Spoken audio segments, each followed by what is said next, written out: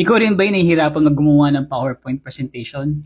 So, meron akong recommend sa inyo na website na parang PowerPoint presentation but using AI. So, tignan natin.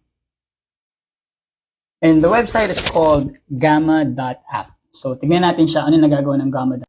So, ang gamma.app is a slide maker na AI. So, madali lang siya. Basically, it's an AI-generated slide creator. So, you just click on new. Tapos, ang maganda sa kanya is you can click on, let's say, generate an AI using a prompt. So, kung gusto mo lang gumawa na yan. So, type mo lang yung gusto mo na gagawin na slide. So, let's say, how to make cookies, for example. Chocolate cookies. Ayan, hindi ako magaling magsulat. How to make chocolate cookies. So, yan. So, gagawin mo lang, type mo lang yung gusto mong gawin na presentation.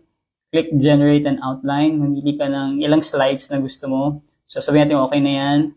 And then, click mo lang yung continue.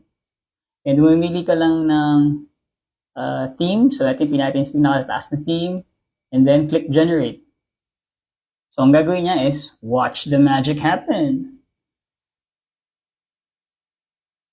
So, gagawa niya siya ng automatic na presentation.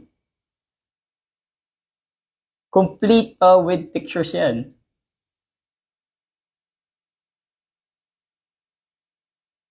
Oh, di ba? Cool, no?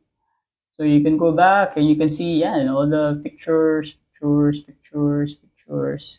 Better ng pictures. Yan, so kung naghahanap ka ng way to make presentations na ayaw mo na magsulat, pero maganda na ito, naka-customize naman siya. So, you can go to, gamma.app, and then you can make your life easier by making these presentations. So, hope this helps, and if you like more AI tips, follow me for more.